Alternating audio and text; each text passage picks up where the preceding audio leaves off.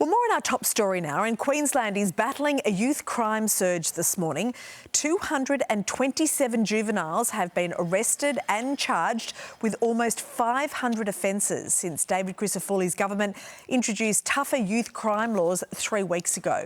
The state's police commissioner warns that young criminals are becoming more violent and brazen, adding that tougher laws will only yield results if the courts do their job as well. Well, joining us now is the Queensland Premier, David Crisafulli, who is live in Brisbane. Morning to you, Premier. Thanks for being with us. All right, so more arrests aren't necessarily a good thing, right? We want to see less crime, don't we? It shows that we're throwing the kitchen sink at it, and we have to do that because the state is in the grips of a youth crime crisis. And I've said that really clearly before the election, and my focus is as determined as ever after it. And it's been less than a month since those new laws passed, and I hope Queenslanders are seeing how serious we are.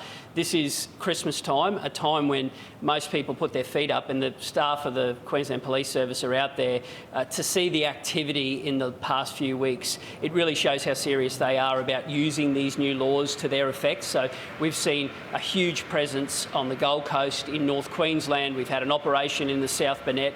They are throwing the resources at it, and it has to happen. We can't continue to see victim numbers rise in this state. And these actions are proof of how serious we are. We are literally throwing everything at it. Premier, you've just mentioned their victims' numbers, and you have actually said that you'll resign if victims don't come down. Preventing the crime really is what we want to do, isn't it? Is this problem more complex than you thought when you were in opposition? It's a great point.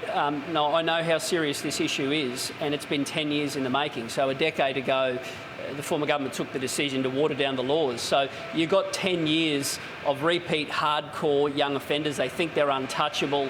And on the back of it, they are running riot through people's homes, through their businesses, through their lives. So make no mistake, this is our big focus, and we are going to get on top of it. And what we announced yesterday is a dedicated youth crime task force, not a fly-by-nighter, not a short-term fix, a long-term approach, and we're going to lock that in indefinitely. This is going to be the focus, and we are going to drive down victim numbers. And to see how the frontline police have embraced this gives me confidence that we are on the right track. And the best way to do that is you send a message.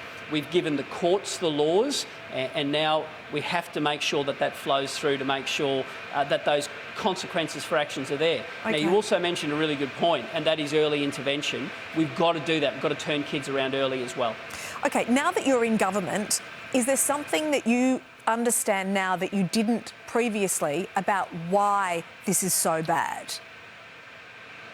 No, we understand how deep the problem is. The difference between me and my predecessors is I'm going to come and front up and talk about it and put forward solutions and deal with it.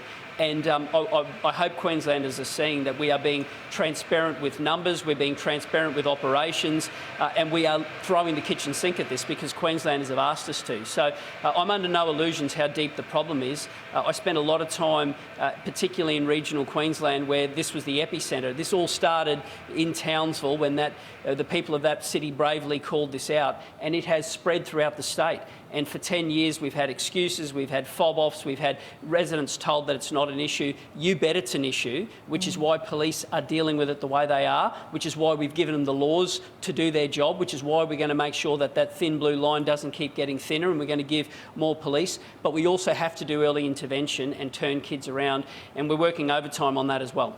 OK, well, you said that you'll resign if those victim numbers don't come down. We appreciate your time, Premier David Crisafulli. Thank you.